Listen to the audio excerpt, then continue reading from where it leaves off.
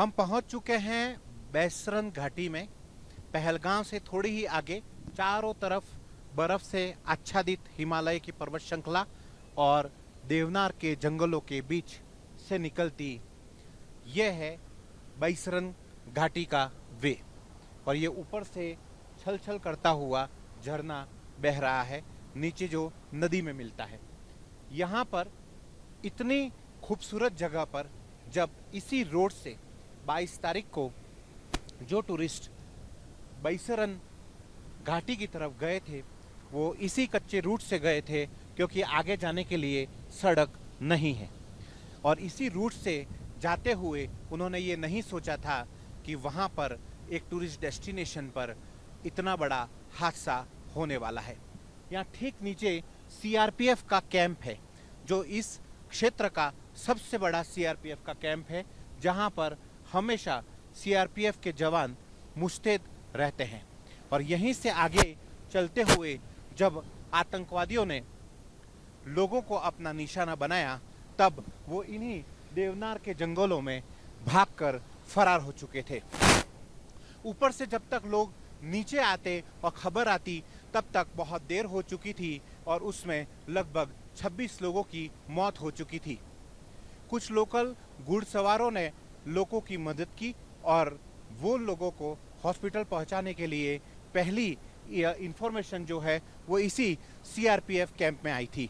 इस वक्त ये पूरा का पूरा क्षेत्र जो है वो सुनसान है, वीरान है और यहाँ पर कई तरीके के इन्वेस्टिगेशन इस वक्त चल रहे हैं। जो रास्ता हम आपको बताने की कोशिश कर रहे हैं ये रास्ता इसी तरीके से पथरीले बड़े पत्थर और जंगलों के बीच से होता हुआ जाता है। और इतनी कड़ी चढ़ाई के बाद में खच्चरों के ऊपर और कुछ लोग पैदल होते हुए बैसरन घाटी, जो कि मिनी स्विट्जरलैंड कहा जाता है, उसका लुत्फ उठाने के लिए लोग जाते हैं। लेकिन इसी जगह पे उनके साथ एक ऐसा हादसा हो गया जिसने पूरी दुनिया को हिला दिया है। गुजरात के 3 लोगों की मौत हुई और पूरे देश से लगभग 25 भारतीयों की मौत हुई और 1 नेपाली की मौत हुई।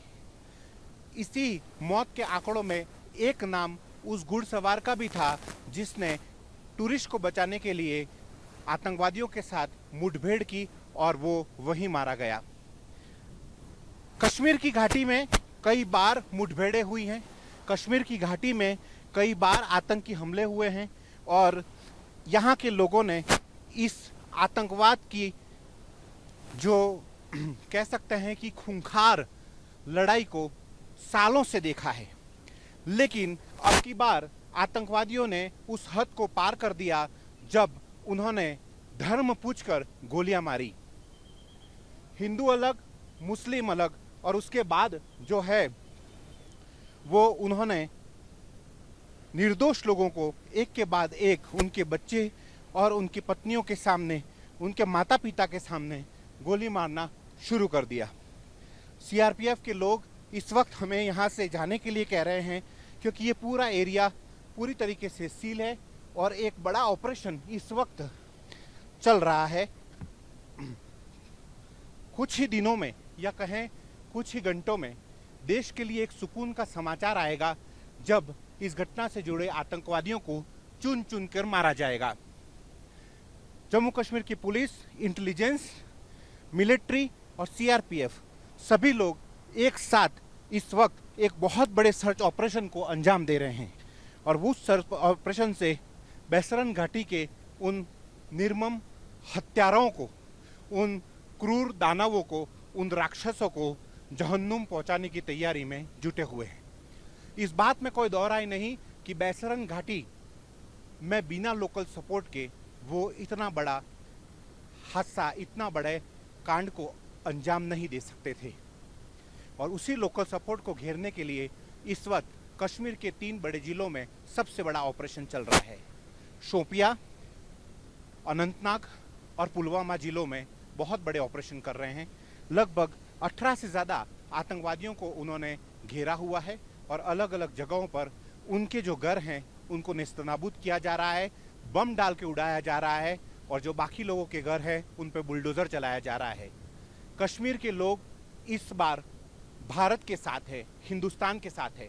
ऐसी घटनाएं मैंने खुद कई बार कश्मीर में देखी हैं, एनकाउंटर्स देखा है, लेकिन आतंकवादियों से ज़्यादा डर कश्मीर के लोगों से लगता था, क्योंकि उन आतंकवादियों को ढाल बनकर कश्मीर के लोग, कश्मीर के युवा पत्थरबाजी करते थे।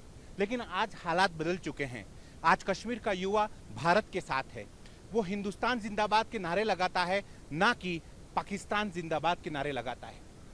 एक समय था जब यहाँ का तिरंगा कोई नहीं पहचानता था और यहाँ सिर्फ पाकिस्तान का झंडा ही पहचान में आता था, लेकिन आज वो हालात बदल चुके हैं।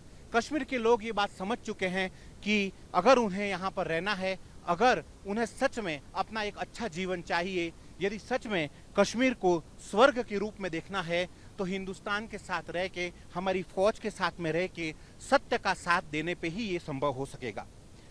विकसित भारत की परिकल्पना जो प्रधानमंत्री नरेंद्र मोदी लेकर चल रहे हैं, उसी क्षेत्र में जब 370 और 35A की धारा को नाबूद किया गया था, उस धारा के हटने के बाद यहाँ पर एक अच्छे विकास ने जन्म लिया था।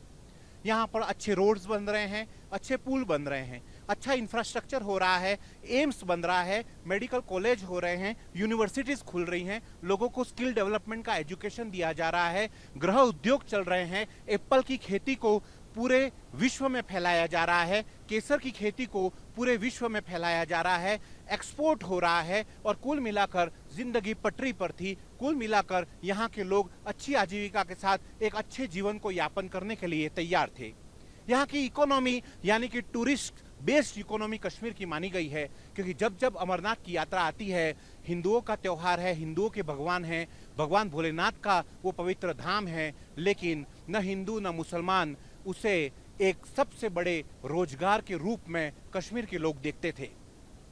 लेकिन आज इस हादसे के बाद कश्मीर की सूरत बदल चुकी है।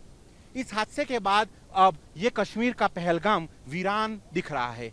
इस कश्मीर की सड़कें खाली दिख रही हैं और युवा खाली बैठे हैं। बेरोजगारी एक बार फिर कश्मीर का रास्ता खटखटा रही है, क्योंकि अब आज आजीविका का सबसे बड़ा साधन यानी कि टूरिज्म इकोनॉमी पर सबसे बड़ी चोट लगी है।